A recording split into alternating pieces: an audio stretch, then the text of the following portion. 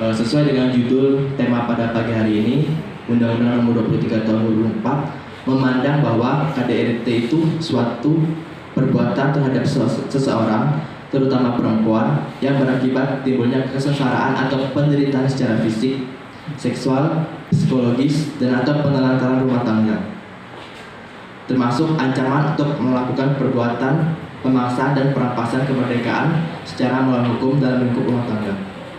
Perampasan kemerdekaan dimaksud dalam pasal 1 ini itu suatu penyanderaan yang dilakukan oleh suami maupun oleh istri. Sebagian besar korban KDRT itu juga adalah kaum perempuan dan pelakunya adalah suami. Walaupun ada juga korban justru sebaliknya, namun orang-orang tersubordinasi di dalam rumah tangga itu pelakunya adalah suami.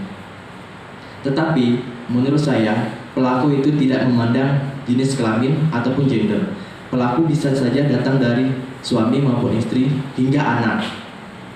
Pelaku atau korban KDRT ialah orang yang mempunyai hubungan darah, perkawinan, persusuhan, pengasuhan, perwalian dengan suami, hingga anak, bahkan pembantu rumah tangga. Selain itu, bentuk-bentuk KDRT juga dijelaskan dalam pasal 5 Undang-Undang Nomor 23 Tahun 2004. Ditentukan bahwa setiap orang dilarang melakukan kekerasan dalam rumah tangga terhadap orang dalam lingkup rumah tangganya.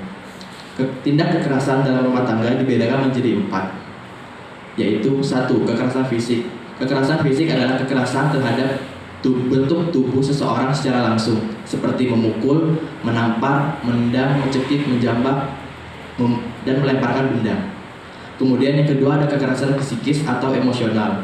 Biasanya kekerasan psikis ini adalah perbuatan atau ucapan yang digunakan untuk mengkritik hingga merendahkan korban, sehingga psikis korban terganggu dan emosional korban menjadi terganggu.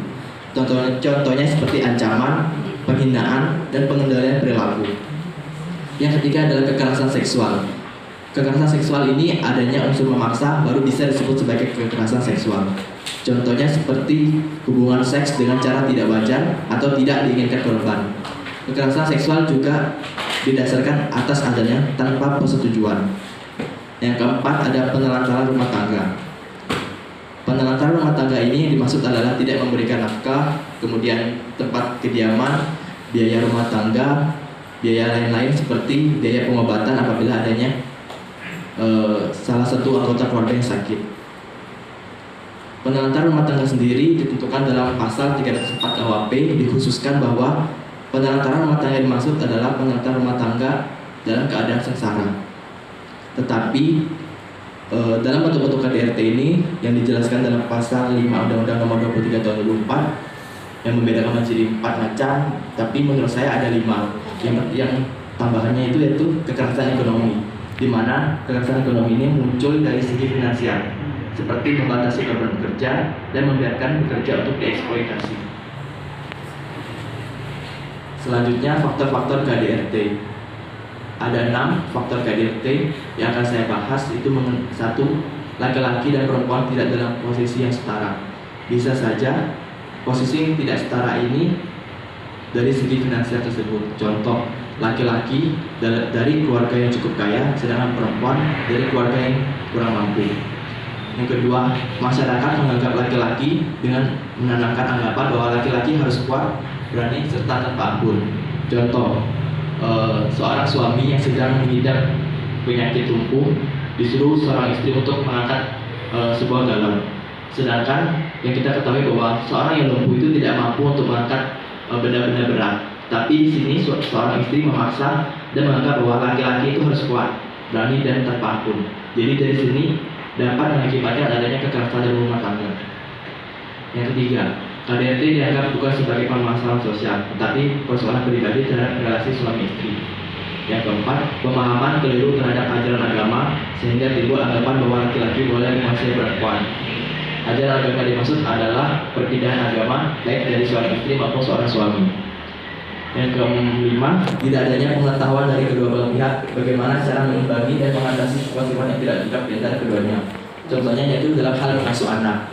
Pernikahan di usia dini menurut saya perlu belajar lebih banyak mengenai cara mengasuh anak, karena anak-anak di bawah umur itu kurang mengerti bagaimana cara mengasuh anak dengan baik. Apabila seorang suami istri mengasuh anak dan tidak mengerti bagaimana cara mengasuh anak, berarti suami istri tersebut akan saling menyalahkan dan timbul kekerasan dalam rumah tangga. Dan yang terakhir, tidak adanya rasa cinta pada diri seorang suami kepada istrinya. Karena contohnya itu seperti perkawinan dengan perjodohan di antara mereka tanpa didasari dengan rasa cinta terlebih dahulu.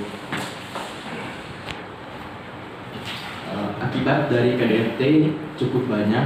Yang pertama itu ada cedera berat seperti lumpuh, patah tangan, dan lain sebagainya. Yang